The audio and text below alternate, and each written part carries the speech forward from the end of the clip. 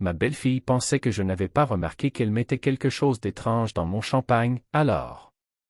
Si cette histoire touche votre cœur et vous fait réfléchir sur la vraie nature des personnes les plus proches de nous, merci de mettre un pouce en l'air à cette vidéo. Et si vous avez déjà vécu une trahison en famille, partagez votre expérience dans les commentaires ci-dessous. Vos mots pourraient aider quelqu'un qui traverse la même douleur. N'oubliez pas de vous abonner à la chaîne pour plus d'histoires comme celle-ci. Je m'appelle Pierre Dubois, j'ai 67 ans, et ce que je vais vous raconter s'est passé dans ma maison de Paris, dans le 7e arrondissement, rue de Varennes, où j'ai vécu 40 ans avec ma femme Françoise jusqu'à sa mort il y a 3 ans. C'est une histoire qui me fait encore trembler les mains aujourd'hui quand j'écris, non pas de peur, mais de colère en pensant à la façon dont la confiance peut être trahie par ceux qui sont censés nous aimer le plus. Je dois préciser que ma vie n'a jamais été facile. Je suis fils d'un ouvrier métallurgiste de Saint-Étienne et d'une couturière qui travaillait à domicile pour joindre les deux bouts. Mon père, Marcel Dubois, rentrait chaque soir les mains noircies par la suie et le dos brisé par le labeur, mais ne se plaignait jamais. Ma mère, Suzanne, cousait des robes pour les bourgeoises du centre-ville jusqu'à tard dans la nuit, s'abîmant les yeux sous la faible lumière de la lampe de bureau. Pierre, me disait-elle toujours en enfilant son aiguille, étudie et travaille dur. Je ne veux pas que tu mènes la même vie de sacrifice que moi. J'ai commencé à travailler à 14 ans comme coursier chez M. Moreau, un marchand de tissus qui avait une boutique dans le centre de Paris. Je pédalais sur mon vélo rouillé à travers tout Paris, apportant des échantillons de tissus aux tailleurs et créateurs de mode de la ville. M. Moreau voyait quelque chose de spécial en moi et m'a progressivement appris le métier, comment reconnaître la qualité d'un tissu au toucher, comment traiter avec les clients difficiles, comment lire les tendances de la mode avant qu'elles ne deviennent populaires. Petit à petit, avec d'énormes sacrifices et privations dont je me souviens encore amèrement aujourd'hui, j'ai réussi à me construire une carrière. J'ai économisé chaque franc pendant 10 ans, vivant dans une chambre louée à Belleville, mangeant des pommes de terre et des haricots 6 jours par semaine, ne m'achetant jamais de vêtements neufs. Quand j'ai finalement ouvert ma petite boutique de tissus rue de Varennes en 1980, j'avais 25 ans et le rêve de fonder une famille. C'est là que j'ai rencontré Françoise. C'était en mars 1981, et elle était venue au magasin chercher de la soie bleue pour la robe de mariage de sa sœur. Elle avait 22 ans, des cheveux blonds qui captaient la lumière printanière, et un sourire qui m'a fait oublier tout ce que je savais sur les tissus. « Excusez-moi, avait-elle dit d'une voix timide, je cherche quelque chose d'élégant mais pas trop cher.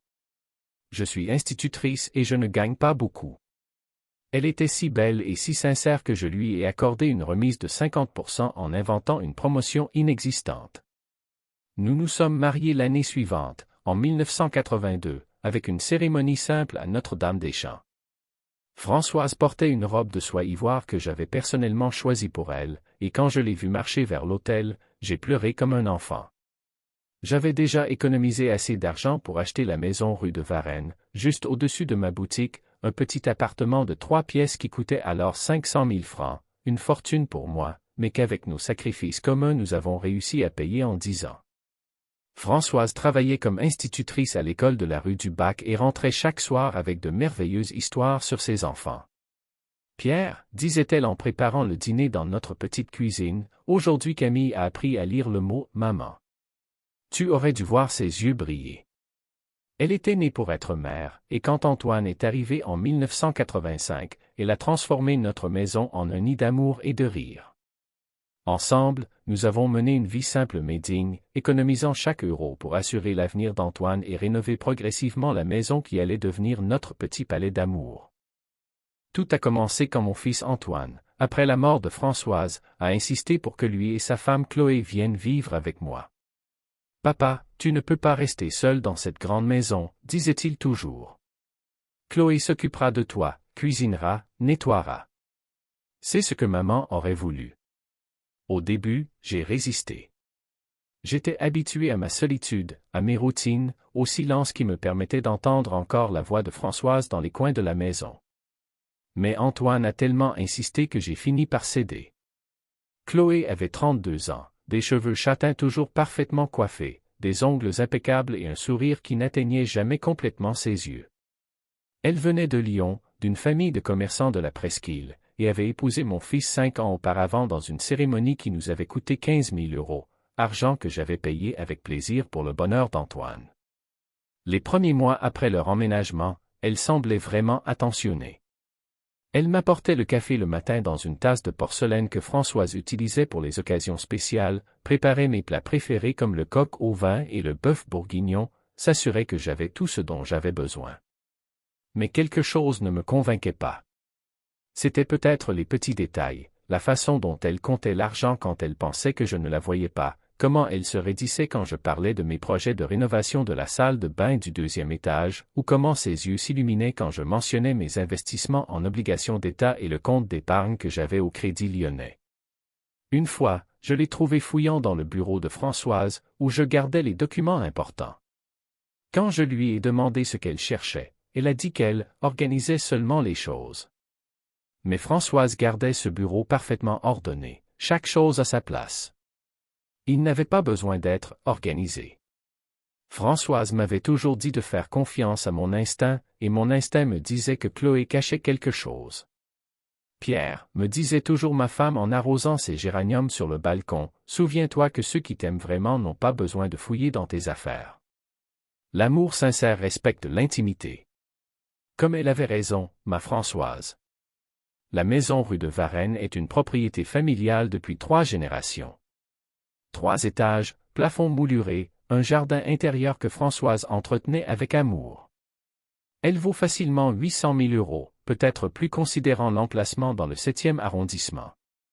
Chloé le savait très bien, car elle ne manquait jamais une occasion de commenter combien c'était gaspillé pour un homme seul comme moi. Les premières semaines se sont passées sans incident particulier, mais j'observais tout avec l'attention que Françoise m'avait enseignée. Antoine travaillait comme ingénieur pour l'entreprise Construction Parisienne et était souvent en déplacement pour des projets de rénovation de châteaux historiques en Île-de-France. Il pouvait être absent 3 ou 4 jours par semaine, me laissant seul avec Chloé. C'est parfait, pensais-je au début, au moins j'aurai de la compagnie et quelqu'un qui s'occupera de la maison. Je continuais ma routine établie depuis des années, la promenade matinale jusqu'au Louvre en passant par la rue de Rivoli, où je saluais les commerçants qui me connaissaient depuis des décennies. Monsieur Rousseau de la mercerie me tenait toujours au courant des derniers potins du quartier, tandis que Madame Dubois de la boulangerie me gardait toujours un morceau de baguette. Puis j'allais au marché Saint-Germain où tous me connaissaient comme le Pierre de Françoise, c'est ainsi qu'il m'appelait encore 3 ans après sa mort, car Françoise était aimée de tous les vendeurs pour sa gentillesse et son honnêteté. Je rentrais vers 11 heures, lisais le journal dans le fauteuil de velours rouge que Françoise avait choisi pour moi 20 ans auparavant, puis déjeunais de ce que Chloé préparait. Je dois admettre qu'elle cuisinait bien, sa ratatouille lyonnaise était délicieuse, et son pot-au-feu rivalisait avec celui de ma mère. Après le déjeuner, je me reposais 1 heure, puis l'après-midi je me consacrais à la lecture ou regardais la télévision, toujours avec mon verre de Bordeaux. Mais il y avait de petites choses qui commençaient à m'agacer. Chloé avait l'habitude de déplacer les affaires de Françoise que je laissais exactement comme elle les avait laissées. La boîte en bois sculptée où Françoise gardait ses bijoux, par exemple, avait toujours été sur la coiffeuse de la chambre, dans le coin près de la fenêtre où elle captait la lumière du matin. Un jour, je l'ai trouvée déplacée sur la commode, pour faire plus d'ordre, m'a dit Chloé quand je le lui ai fait remarquer. Mais Françoise ne déplaçait jamais cette boîte, elle savait que la lumière du soleil faisait briller les incrustations d'une façon particulière. Puis il y avait les appels téléphoniques. Chloé recevait des appels tous les jours, toujours vers 3 heures de l'après-midi, toujours quand elle pensait que je dormais. Elle répondait d'une voix très basse, sortait souvent sur le balcon ou s'enfermait dans la salle de bain. Une fois, je l'ai entendu dire « Non, je ne peux pas parler maintenant, il est réveillé ». Quand je lui ai demandé qui appelait si souvent, elle a répondu que c'était sa mère de Lyon, mais tu sais comment sont les mères, toujours inquiètes. Mais une chose m'intriguait, quand elle appelait sa mère, elle le faisait le soir, toujours à voix haute, racontant sa journée, comment elle s'occupait de moi, combien Antoine travaillait. Maman, oui, Pierre va bien aujourd'hui. Il a mangé tout son déjeuner et semble plus calme. Les appels de l'après-midi étaient différents, chuchotés, secrets, pleins de pauses qui me donnaient la chair de poule. Une autre chose qui me dérangeait était sa curiosité excessive pour mes affaires. Un soir, pendant qu'Antoine et moi regardions le match du PSG, elle s'est assise avec nous et a commencé à poser des questions sur mes investissements. Papy Pierre, avait-elle dit d'une voix douce, Antoine m'a dit que vous avez toujours été doué avec l'argent. Peut-être pourriez-vous me donner quelques conseils pour nos économies. C'était une question normale, mais il y avait quelque chose dans la façon dont elle me regardait en parlant, comme si elle étudiait mes réactions. Que voudrais-tu savoir, lui avais-je demandé, et elle avait commencé avec des questions apparemment anodines, combien rapportaient mes obligations d'État, si j'avais des investissements en actions, si la maison était entièrement payée. Antoine riait en disant, « Papa, tu sais que Chloé s'est toujours intéressée à l'argent. Ils viennent d'une famille de commerçants, ils ont l'argent dans le sang. » Mais moi, ça ne me faisait pas rire du tout. C'est justement pendant une de ces siestes d'après-midi que j'ai commencé à remarquer quelque chose d'étrange. Chloé avait pris l'habitude de m'apporter le vin déjà servi dans mon verre préféré, celui en cristal que Françoise m'avait offert pour notre 20e anniversaire de mariage. C'était un morceau de cristal de baccarat avec de délicates gravures qui captaient la lumière du soleil filtrant à travers les persiennes. Papy Pierre, disait-elle toujours, bien que nous ne soyons pas apparentés par le sang, votre vin est prêt. Elle était toujours si attentionnée, si prévenante, me l'apportant sur un plateau d'argent avec une petite assiette d'olives. Mais quelque chose dans le goût ne me convainquait pas. Le vin semblait avoir un arrière-goût légèrement amer, différent de l'habituel. Mon Bordeaux avait toujours eu un goût plein, avec des notes de cerise et une légère tannicité qui me rappelait les vignobles de Médoc où Françoise et moi allions pour les vendanges. Mais ce nouveau goût était métallique, presque chimique. Au début, j'ai pensé que c'était la bouteille, peut-être trop vieille ou mal conservée. Peut-être était-elle restée ouverte trop longtemps, ou peut-être y avait-il un problème avec le bouchon. Mais cela arrivait tous les jours, toujours avec le même goût étrange.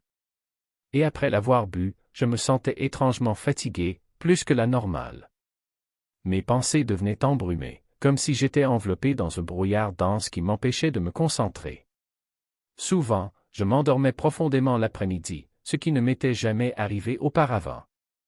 Françoise plaisantait toujours en disant que j'étais comme une horloge suisse, toujours actif, toujours ponctuel, jamais fatigué pendant la journée. « Toi, Pierre, tu as l'énergie d'un homme de 20 ans, disait-elle en riant. Mais maintenant je me sentais vieux, confus, et cela m'inquiétait énormément. Un soir, après avoir bu le verre habituel, je me suis levé du canapé et j'ai eu un vertige si fort que j'ai dû m'appuyer contre le mur du couloir. Ma tête tournait, et pendant un moment je n'arrivais pas à me rappeler où j'étais. Antoine m'a vu chanceler et s'est inquiété. « Papa, ça va? Tu as l'air confus. » Et Chloé, de sa voix douce et inquiète, a dit, « Peut-être devrions-nous appeler le médecin. Ce n'est pas normal à son âge. » Un soir, pendant que je dînais avec Antoine et Chloé, j'ai entendu par hasard une conversation qui m'a glacé le sang. Nous venions de finir la soupe de légumes que Chloé avait préparée, je dois admettre qu'elle cuisinait bien, c'était indéniable. J'étais allé aux toilettes et, en revenant vers la cuisine, j'ai entendu Chloé parler au téléphone avec quelqu'un. Elle était sur le balcon, cachée derrière les rideaux de lin blanc que Françoise avait cousus à la main des années auparavant. Elle parlait à voix basse, mais les mots arrivaient clairement à mes oreilles à travers la porte-fenêtre entr'ouverte. Non, ce n'est pas encore suffisant. Le médecin a dit qu'à cette dose il faudra au moins 1 mois, peut-être plus. Mais ça marche, il devient de plus en plus confus. Hier il a oublié 3 fois de suite où il avait mis ses lunettes, et ce matin il a appelé la gardienne par le nom de sa femme morte. Bientôt nous pourrons dire qu'il a besoin de soins spécialisés. Mon cœur s'est mis à battre si fort que je pensais qu'on pouvait l'entendre dans toute la maison. Je suis resté dans l'ombre du couloir, les jambes tremblantes, retenant mon souffle. Le mur froid contre mon dos me donnait un peu de soutien, mais je sentais le monde s'effondrer autour de moi. Chloé a continué, et chaque mot était comme un coup de poignard. Oui, oui, je sais que la maison vaut beaucoup.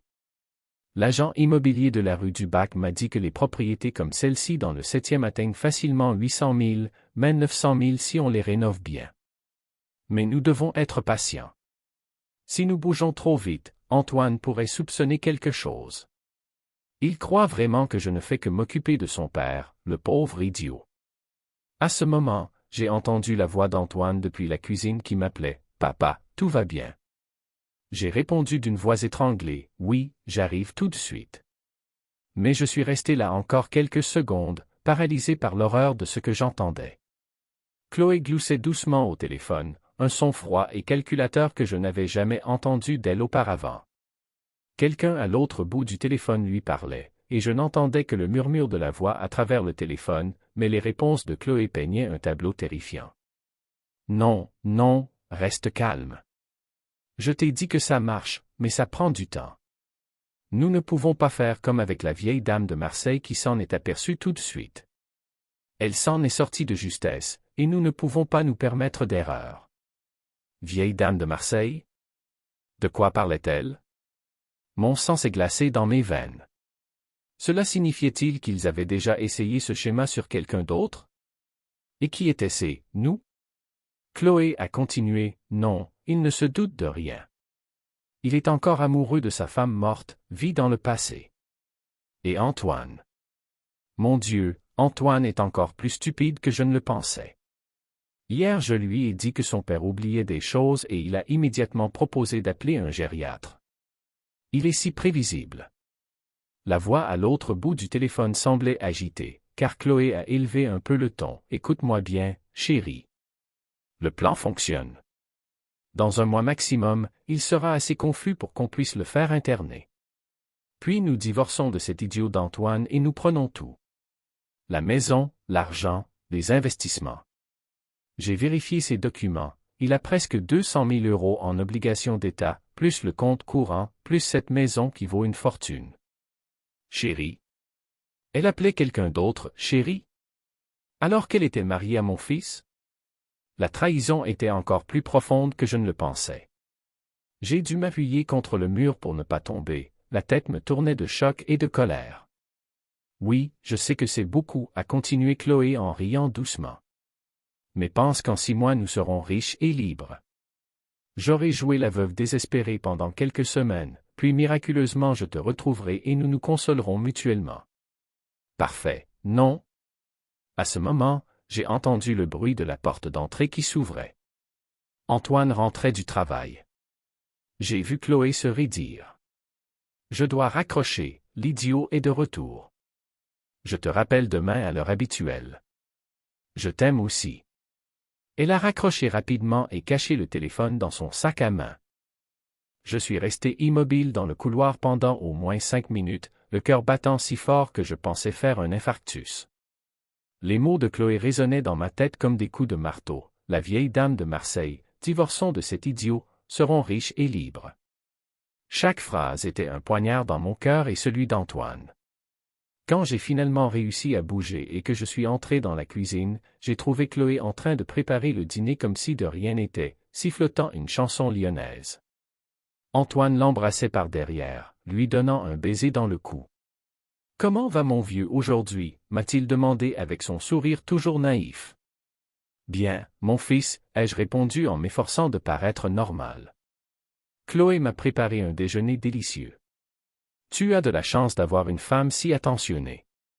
Les mots me brûlaient la gorge en les prononçant, mais je devais faire semblant de ne rien savoir. Chloé m'a souri doucement. C'est un plaisir de m'occuper de vous, Papy Pierre.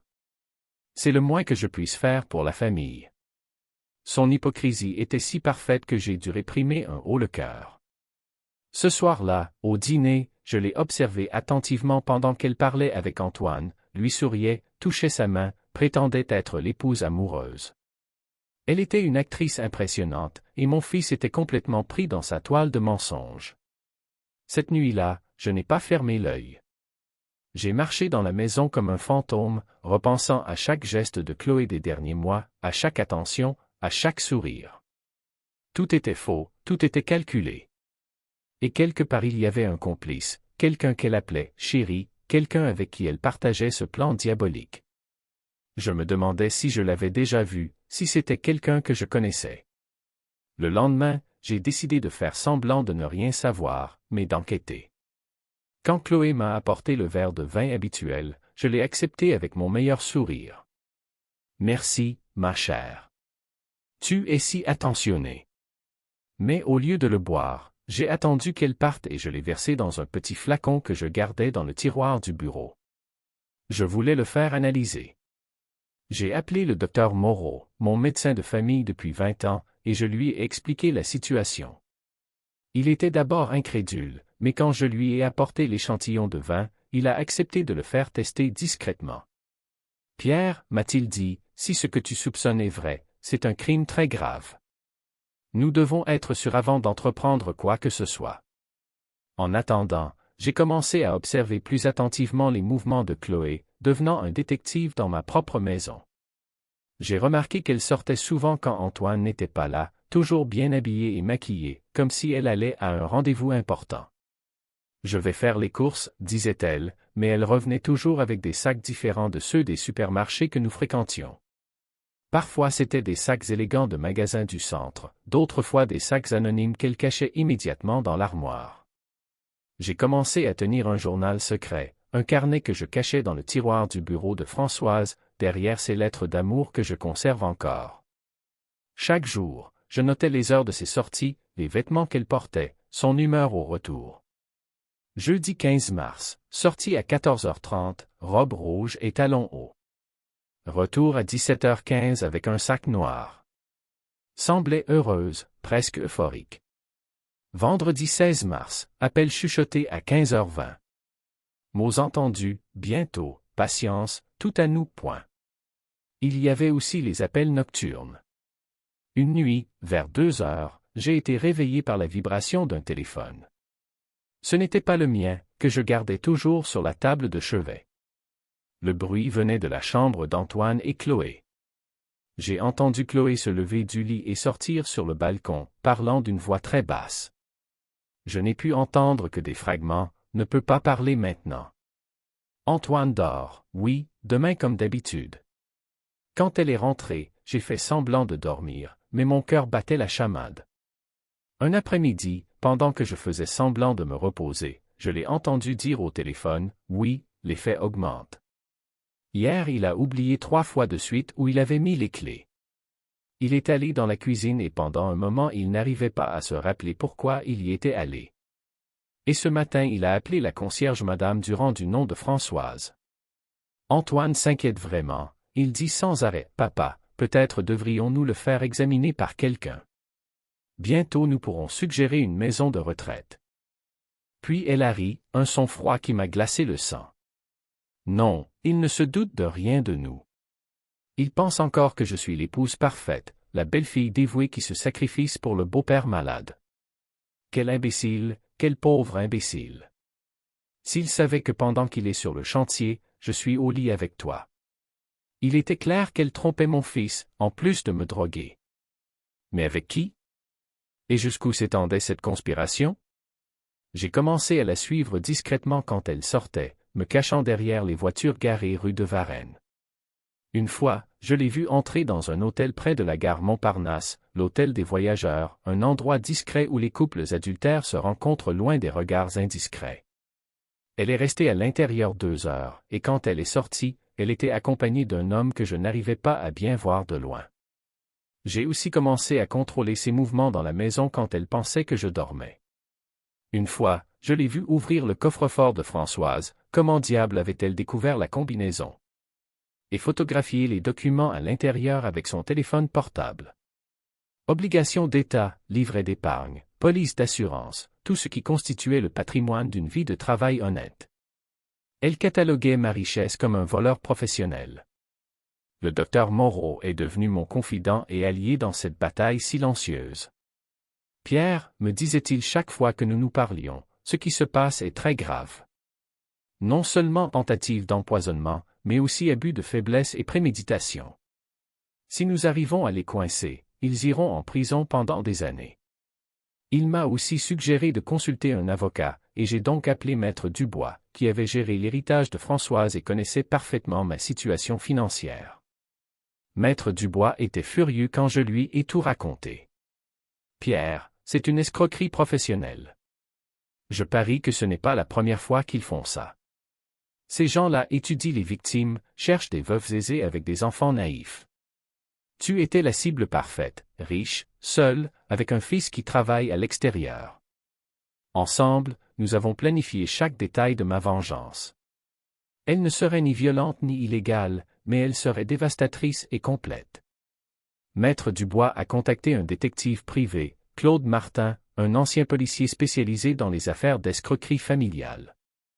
Ces criminels laissent toujours des traces, m'a dit Martin lors de notre première rencontre dans son bureau sombre de la rue de Courcelles. Appel téléphonique, message, mouvement bancaire. Il faut juste savoir où chercher. Le docteur Moreau m'a appelé après 3 jours avec les résultats du test. Sa voix était grave quand il a dit « Pierre, dans le vin il y avait du lorazépam, un médicament contre l'anxiété qui à dose constante peut causer confusion mentale, perte de mémoire et somnolence. Quelqu'un te drogue délibérément. C'est un crime grave, Pierre. Très grave. J'ai eu physiquement mal. Tout mon corps s'est mis à trembler. Docteur, ai-je dit d'une voix brisée, que dois-je faire? Je ne peux pas aller à la police sans plus de preuves. Qui me croirait? Un vieil homme contre sa belle-fille. Le docteur Moreau m'a rassuré. Pierre, je te connais depuis 20 ans. Je sais que tu n'es pas du genre à avoir des fantasmes. Si tu dis qu'il se passe quelque chose, alors il se passe vraiment quelque chose. Nous avons décidé ensemble quelle serait notre stratégie. Nous ne pouvions pas aller directement à la police sans plus de preuves concrètes.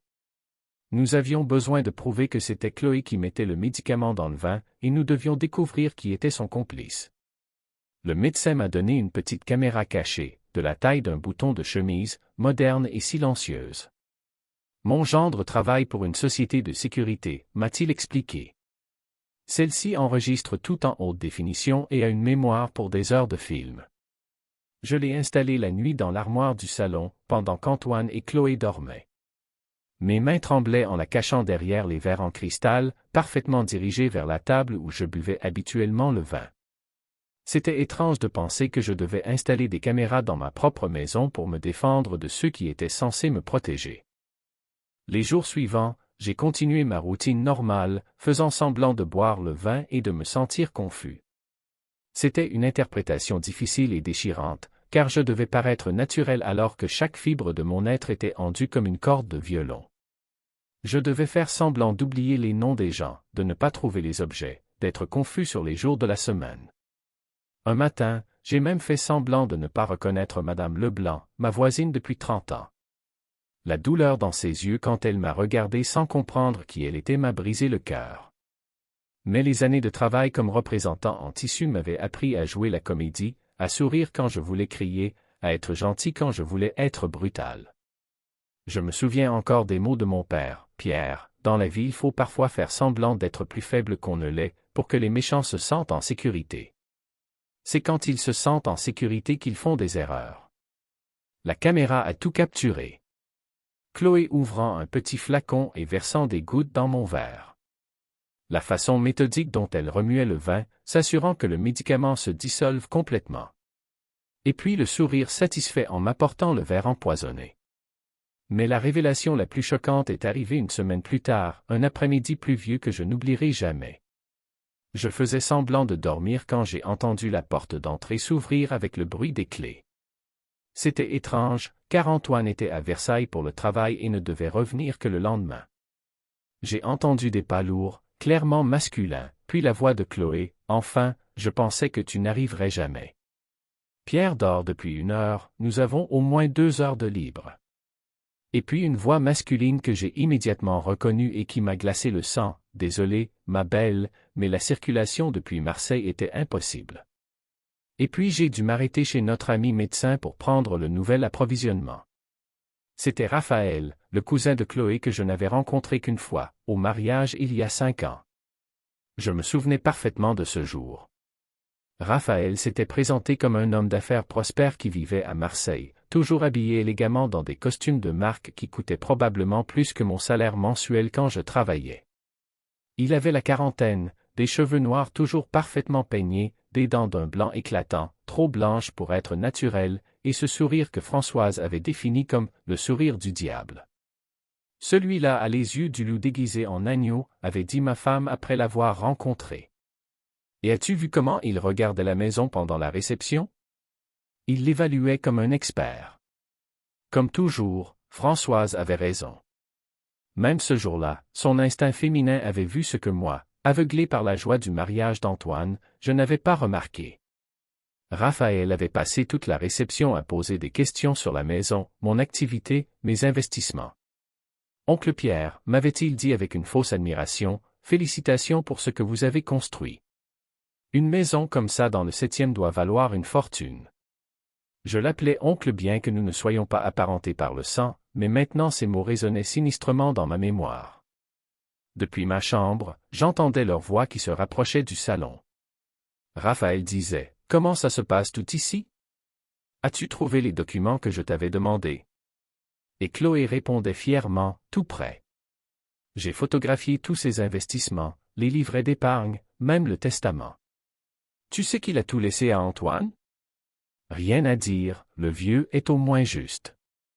Mais c'est encore mieux, a répondu Raphaël en riant. Une fois qu'Antoine est notre mari, il héritera de tout. Et une fois que nous devenons mari et femme après notre mariage. Notre mariage, ai-je pensé avec horreur. Planifiait-il déjà de se marier après avoir détruit la vie d'Antoine? Raphaël a continué, j'ai trouvé la maison de retraite parfaite. C'est un établissement privé à Neuilly-sur-Seine, très discret, spécialisé dans les patients âgés avec des problèmes mentaux. Ça coûte 3 000 € par mois, mais une fois qu'on contrôle son argent, ce ne sera pas un problème. Le directeur est un ami à moi, le docteur Blanc. Je lui ai déjà expliqué la situation, un vieil homme confus qui a besoin de soins spécialisés. Il ne posera pas de questions. Chloé semblait inquiète, et si Pierre résiste? S'il dit qu'il ne veut aller dans aucune maison de retraite. À ce moment-là, a répondu Raphaël d'une voix qui m'a donné des frissons dans le dos, nous augmentons la dose. Le lorazépam en plus grande quantité peut causer des hallucinations, des épisodes d'agressivité. Il deviendra dangereux pour lui-même et pour les autres.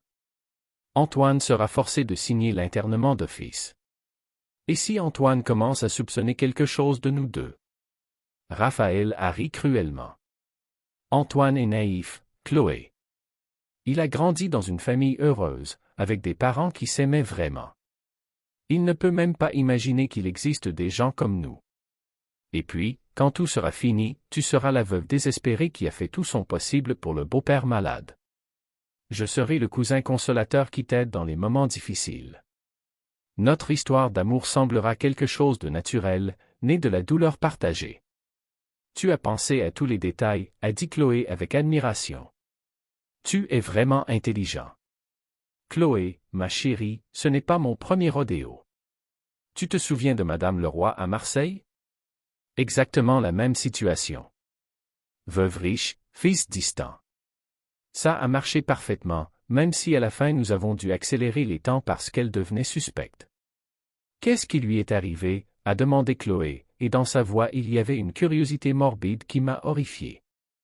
Accident domestique, a répondu Raphaël avec indifférence. Elle est tombée dans les escaliers. Pauvre femme, à cet âge ça arrive souvent. Nous avons tout hérité, appartement, bijoux, compte en banque. Presque 300 000 € net. J'en avais assez entendu. Ces gens n'étaient pas seulement des escrocs, ils étaient des meurtriers potentiels. La vieille dame de Marseille, dont Chloé avait parlé au téléphone, ne s'en était pas sortie de justesse, elle était morte, et il l'avait tuée. Et maintenant il planifiait le même sort pour moi. J'ai dû mordre l'oreiller pour ne pas crier de rage et de terreur. Ces monstres avaient déjà tué une pauvre vieille dame, et maintenant ils voulaient faire la même chose avec moi. Et Antoine, mon pauvre fils naïf, ne soupçonnait rien de toute cette horreur. Ensemble, nous avons planifié ma vengeance dans les moindres détails. Elle ne serait ni violente ni illégale, mais elle serait dévastatrice et complète. Maître Dubois avait préparé tous les documents légaux nécessaires, tandis que l'enquêteur Martin avait installé des micros cachés dans la maison pour capturer d'autres preuves. Pierre, m'a dit Maître Dubois lors d'une de nos rencontres secrètes dans son bureau, quand nous en aurons fini avec eux, non seulement ils iront en prison, mais ils seront aussi ruinés économiquement. Ils devront rembourser tous les dommages, plus les frais d'avocat. J'ai décidé d'organiser un dîner spécial, le dernier repas, je l'ai appelé dans ma tête. Ce devait être un événement mémorable, la scène parfaite pour le grand final de cette tragédie familiale. J'ai appelé Chloé 3 jours avant et je lui ai dit, « Ma chère, j'aimerais organiser un dîner spécial samedi soir. J'ai l'impression de n'avoir jamais assez remercié toi et Antoine pour tout ce que vous faites pour moi. J'aimerais aussi inviter ton cousin Raphaël. Il m'a fait bonne impression au mariage, et comme il vient souvent de Marseille pour affaires, il pourrait peut-être me donner quelques conseils d'investissement. » J'ai vu la peur briller dans ses yeux pendant une seconde, l'idée que je pourrais soupçonner quelque chose la terrorisait. Mais elle a ensuite souri avec son jeu d'actrice habituel parfait. Quelle belle idée, Papy Pierre. Ce sera une soirée inoubliable. J'appelle Raphaël tout de suite, je suis sûr qu'il sera ravi de venir. Elle ne savait pas à quel point elle avait raison quand elle a dit « inoubliable ». J'ai passé les 3 jours suivants à tout préparer comme un général avant une bataille. J'ai vérifié et revérifié chaque détail, les caméras cachées, l'enquêteur Martin en avait installé 4, les micros, les preuves documentaires que j'allais présenter, la synchronisation avec l'arrivée de la police. Maître Dubois m'a assuré que tout était légal et que les preuves seraient admissibles au tribunal. J'ai aussi appelé le docteur Moreau pour un dernier examen médical. Je voulais être sûr que le lorazépam était complètement sorti de mon système et que mon esprit était cristallin pour ce qui allait être la performance la plus importante de ma vie. Pierre, m'a dit le médecin après m'avoir examiné, tu es en parfaite forme. Mentalement et physiquement. Ce que tu as traversé t'a rendu plus fort, pas plus faible. Le matin du dîner, j'ai fait un dernier tour au marché Saint-Germain pour acheter les meilleurs ingrédients. Je voulais que tout soit parfait, même la nourriture. J'ai acheté le poisson le plus frais pour l'entrée, la meilleure viande pour le plat principal, les fromages les plus fins. Aujourd'hui c'est un jour spécial, ai-je dit à Madame Dubois du stand de fromage. Aujourd'hui je rends justice. Elle m'a regardé avec curiosité, mais a souri. Pierre, je te vois plus serein ces derniers jours. Françoise serait heureuse de te voir ainsi. Si seulement elle avait su à quel point elle avait raison. L'après-midi, j'ai préparé la maison comme pour une inspection royale. J'ai poli l'argenterie que Françoise n'utilisait que pour les occasions les plus importantes, repassé la nappe de lin blanc brodée à la main par sa mère, allumé les bougies qui donnaient à la pièce une atmosphère solennelle et dramatique. Tout devait être parfait pour ce qui allait être mon moment de triomphe. Le soir du dîner, j'avais tout préparé avec un soin maniaque. J'avais positionné la caméra pour filmer toute la salle à manger, vérifiant l'angle 3 fois pour être sûr qu'elle capture chaque mouvement. J'avais enregistré mon téléphone et l'avais caché sous la serviette de lin que Françoise utilisait pour les occasions spéciales. J'ai appelé Maître Dubois et lui ai dit de se tenir prêt, à 9 heures précises, appelle la police et dis-leur de venir à mon adresse. Dis-leur qu'une tentative d'empoisonnement est en cours. J'ai dressé la table avec la meilleure vaisselle, les assiettes en porcelaine de Limoges qui étaient le cadeau de mariage des parents de Françoise, les verres en cristal de baccarat que j'avais hérités de ma grand-mère, les couverts en argent que je polissais personnellement chaque dimanche. Si ce devait être le règlement de compte, au moins ce serait avec style. Quand tout le monde est arrivé, l'atmosphère semblait normale en surface, mais je sentais la tension électrique dans l'air. Antoine était heureux de voir que son père organisait quelque chose de social, il répétait sans cesse, « Papa, c'est bon de te voir si actif. » Maman aurait été contente. Chloé jouait le rôle de la belle-fille parfaite, elle avait même apporté des fleurs fraîches, des tournesols, que je détestais parce que Françoise était allergique à leur pollen. Et Raphaël faisait semblant d'être juste un cousin en visite, mais ses yeux ne cessaient de parcourir la maison, évaluant chaque meuble, chaque tableau, chaque objet de valeur. J'ai servi le vin, un Bordeaux de 1998, une bouteille spéciale que je gardais pour les occasions importantes. Je l'avais achetée pour fêter le diplôme d'Antoine, mais nous ne l'avions jamais ouverte. Cette bouteille, ai-je dit en versant le vin dans les verres, vaut 200 €. Françoise disait toujours que les moments importants méritent le meilleur vin. Tous ont apprécié le choix, mais j'ai remarqué comment Raphaël goûtait le vin avec l'air d'un connaisseur, comme s'il le considérait déjà comme sien. Un toast, ai-je dit en levant le verre d'une main ferme, à la famille. À ceux qui nous sont proches dans les moments difficiles, et à ceux qui nous aident quand nous en avons besoin. Et surtout, à ceux qui nous respectent assez pour ne jamais nous mentir. Chloé a souri doucement, mais j'ai vu un éclair de nervosité dans ses yeux. À la famille, a-t-elle répété, mais sa voix avait un tremblement imperceptible. Raphaël a hoché la tête en levant le verre, mais sa main transpirait. Seul Antoine semblait complètement sincère dans son toast, le pauvre. Il me regardait avec une affection genuine, pensant que je me remettais enfin de la tristesse du veuvage.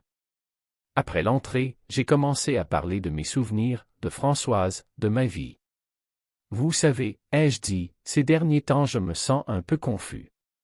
Parfois j'oublie des choses, parfois je me sens étrange après avoir bu mon vin de l'après-midi. J'ai vu Chloé se raidir légèrement. Mais ce soir je me sens très clair. Très clair surtout. Papa, a dit Antoine, ne t'inquiète pas. C'est normal à ton âge. L'important c'est qu'on s'occupe de toi. Il était si bon, si naïf. Mon cœur se brisait en pensant à la façon dont il le trompait. Oui, a ajouté Chloé, c'est pour ça qu'on est là. Pour s'occuper de toi.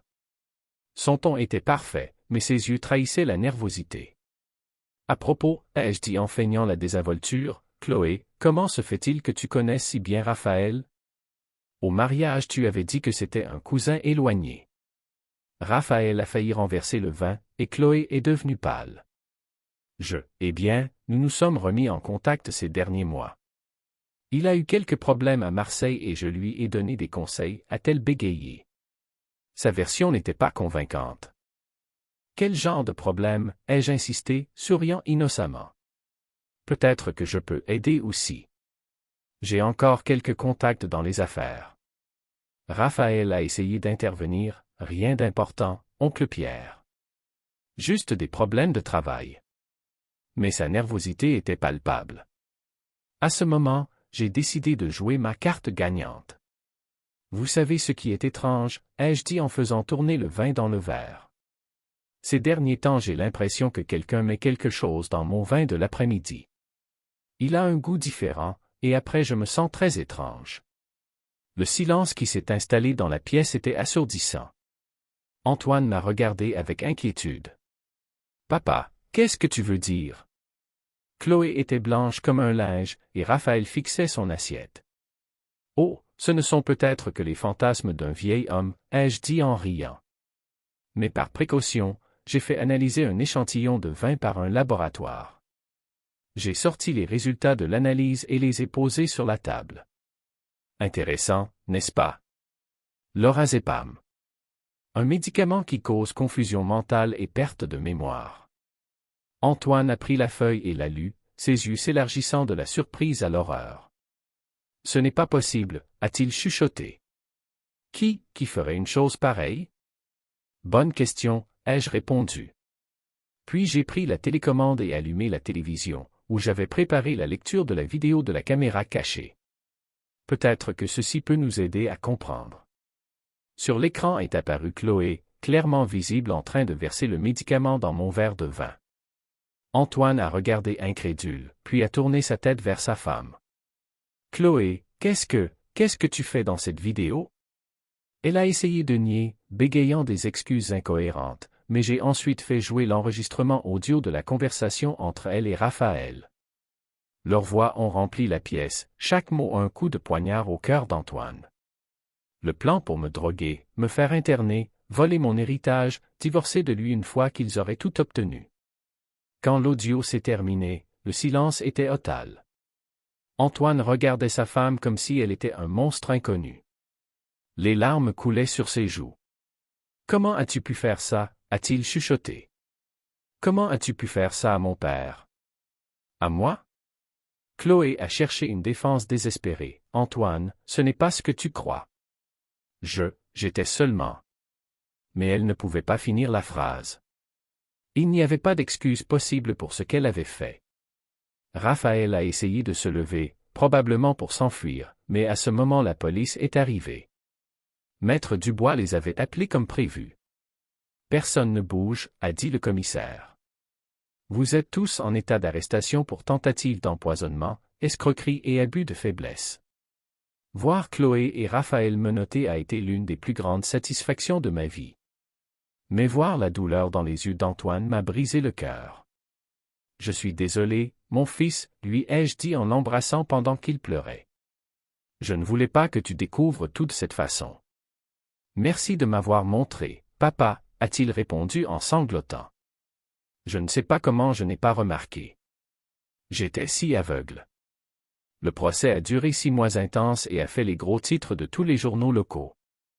L'escroquerie de la fausse belle-fille était le titre que Le Figaro a utilisé en première page, avec une photo de Chloé et Raphaël menottés en sortant du tribunal. Chloé et Raphaël ont d'abord essayé de tout nier, avec des avocats coûteux qui cherchaient à discréditer les preuves.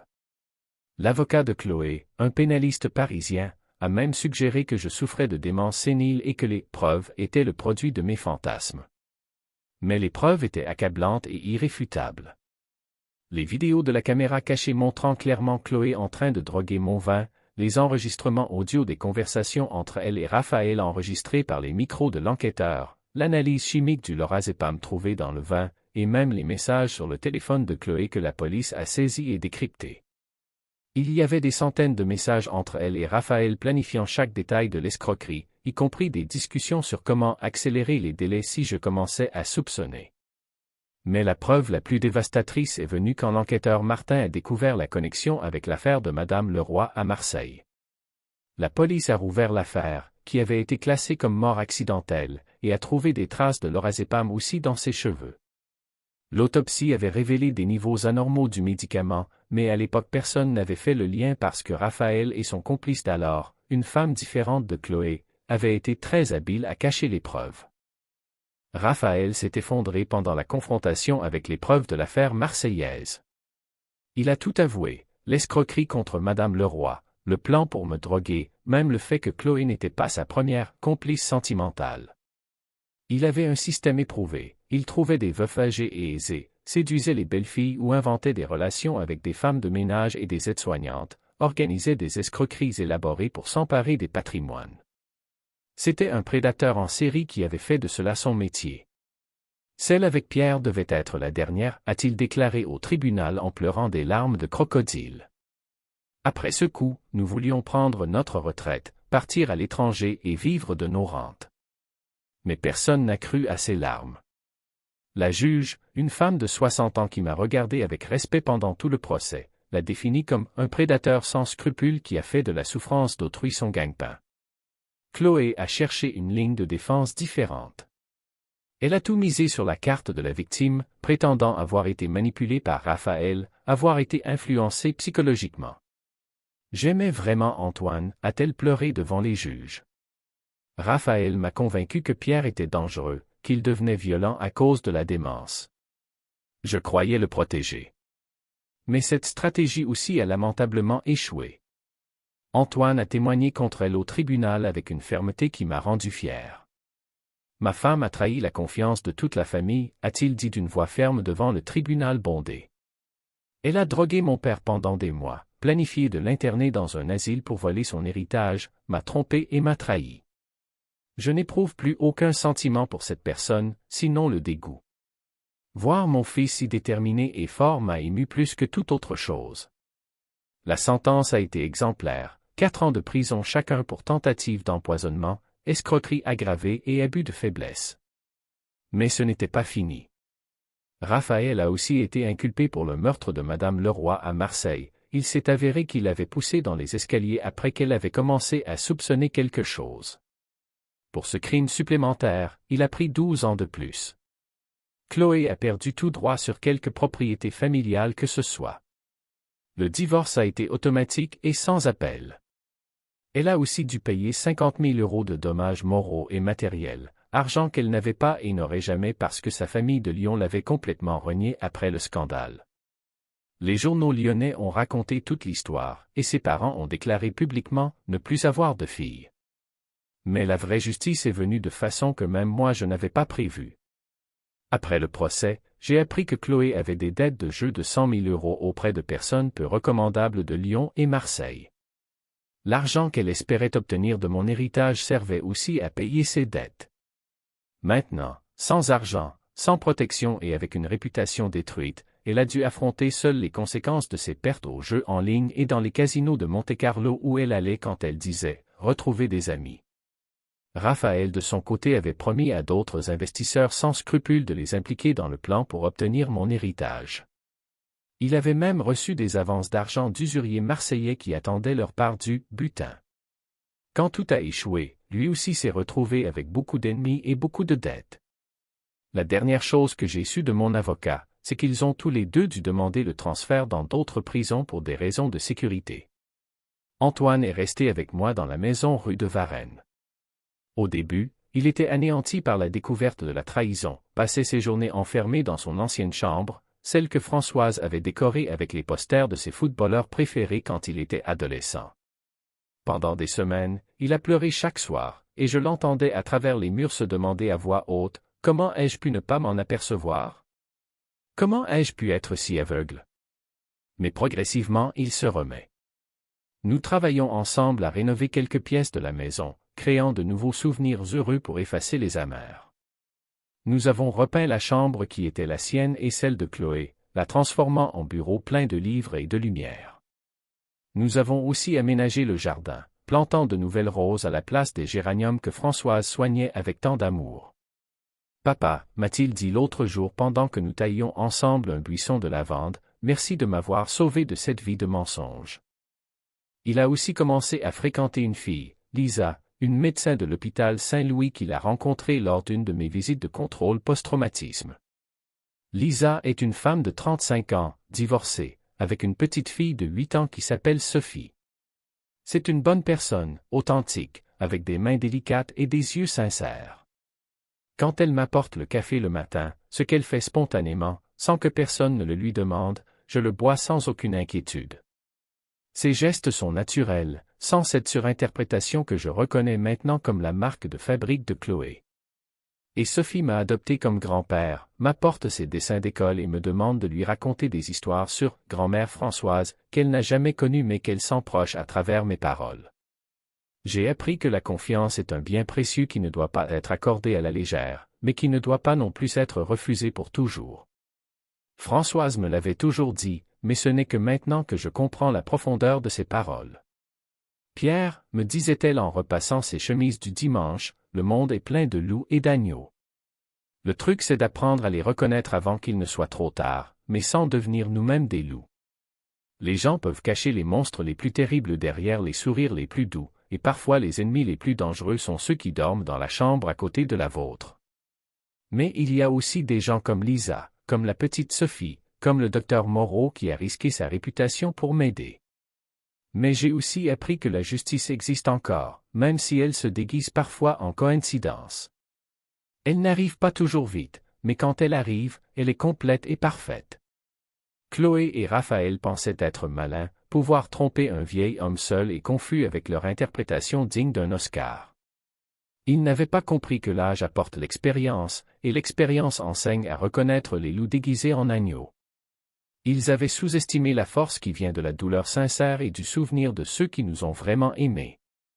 Parfois, le soir, quand je bois mon Bordeaux préféré, maintenant toujours servi par moi-même dans un rituel presque sacré, je repense à ces mois terribles. Au goût amer du vin drogué dont je me souviens encore avec dégoût, à la peur de perdre la raison qui me tourmentait chaque nuit, à la découverte progressive de la trahison qui me brisait le cœur morceau par morceau. Mais ensuite je regarde cette maison, ces murs qui ont vu grandir et prospérer 3 générations de la famille Dubois, les photos de Françoise qui sourient de leur cadre d'argent, et je souris. Je pense souvent aux mots que Françoise me disait quand nous étions jeunes, « Pierre, la vie est comme un tissu. Parfois il se déchire, mais si tu sais bien coudre, la réparation peut être plus forte que le tissu original. » Je ne comprenais pas alors ce qu'elle voulait dire, mais maintenant je le sais. Notre famille s'est déchirée quand Chloé est entrée dans nos vies, mais maintenant que nous avons recousu les morceaux, nous sommes plus forts qu'avant. Antoine a commencé une nouvelle vie avec Lisa et la petite Sophie, et les voir ensemble remplit mon cœur de joie. Lisa a apporté dans notre maison cette sérénité authentique que Chloé avait toujours feinte.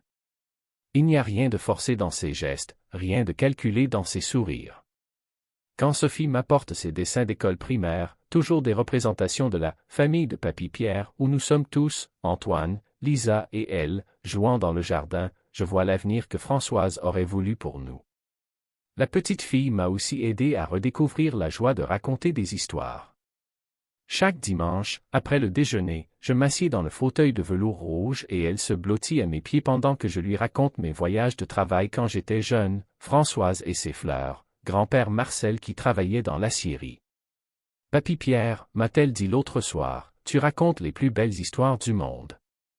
Quand je serai grande, je les raconterai à mes enfants. Et à ce moment j'ai senti Françoise sourire quelque part, heureuse de voir que l'amour continue à couler dans cette maison.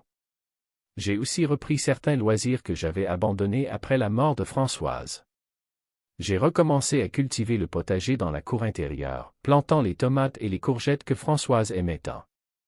Lisa m'aide, et Sophie apprend les noms des plantes et les secrets de la terre. La terre ne ment jamais, je lui explique pendant que nous arrosons ensemble les plants. Si tu la traites bien, elle te donne des fruits sincères. C'est pareil avec les gens. J'ai aussi recommencé à lire les livres d'histoire que Françoise m'offrait chaque anniversaire. Pendant les mois où Chloé me droguait, je n'arrivais à me concentrer sur rien, les mots sur la page semblaient danser devant mes yeux. Maintenant je lis de nouveau avec plaisir, et je partage souvent avec Antoine et Lisa ce que j'apprends. Papa, me dit souvent Antoine, c'est bon de te voir de nouveau curieux du monde. Un moment j'avais craint que l'âge t'ait éteint cette étincelle. S'il savait seulement que ce n'était pas l'âge, mais le poison d'une femme mauvaise. Le docteur Moreau vient me voir chaque mois pour contrôler qu'il n'y a pas de conséquences à long terme de l'empoisonnement. Pierre, m'a-t-il dit lors de la dernière visite, tu es un miracle médical. Non seulement tu es complètement guéri physiquement, mais tu es aussi mentalement plus fort qu'avant. Ce que tu as traversé aurait détruit beaucoup de personnes de ton âge. Mais je sais que ce n'est pas seulement moi qui me suis sauvé. C'était Françoise, qui m'a appris à faire confiance à l'instinct. C'était l'amour pour Antoine, qui m'a donné la force de lutter. C'était le souvenir de tous les sacrifices de mes parents, qui ne pouvaient pas être anéantis par deux criminels sans scrupules. Et à la fin, c'était la justice, la vraie, qui trouve toujours un moyen de triompher sur le mal. Il y a quelques mois, j'ai reçu une lettre de prison. C'était de Chloé, qui demandait pardon et clémence. Pierre, écrivait-elle d'une écriture tremblante, je sais que ce que j'ai fait est impardonnable, mais je vous prie de trouver dans votre cœur la compassion pour une femme qui s'est trompée sur tout. Je vous prie de convaincre Antoine de venir me voir, j'ai besoin de son pardon pour continuer. J'ai lu la lettre 2 fois, puis je l'ai brûlée dans la cheminée. Certaines blessures peuvent guérir, mais certaines actions sont simplement impardonnables. Elle ne voulait pas mon pardon quand elle me droguait chaque jour. Elle ne mérite pas ma compassion maintenant qu'elle paie pour ses crimes. Antoine par contre a choisi une approche différente. Papa, m'a-t-il dit quand je lui ai raconté la lettre, je ne la hais plus. La haine consume l'âme, et je ne veux pas que le mal qu'elle a fait continue à me faire mal. Mais pardonner ne signifie pas oublier, et certainement pas lui donner une seconde chance de nous faire du mal. Là aussi, Antoine m'a rendu fier. Il avait trouvé le juste équilibre entre guérison personnelle et protection de la famille. Françoise aurait été si fière du fils que nous avons élevé. Car à la fin, les méchants peuvent gagner des batailles, peuvent tromper un moment, peuvent semer douleur et destruction. Mais la guerre, ce sont toujours les justes qui la gagnent, ceux qui aiment vraiment, ceux qui ne se rendent jamais face à l'injustice. Françoise me le disait toujours, assise dans son fauteuil à bascule sur le balcon en regardant le coucher de soleil derrière les collines d'Île-de-France, et cette fois encore, comme toujours, elle avait raison. La vérité trouve toujours un moyen de remonter à la surface, même quand cela semble impossible.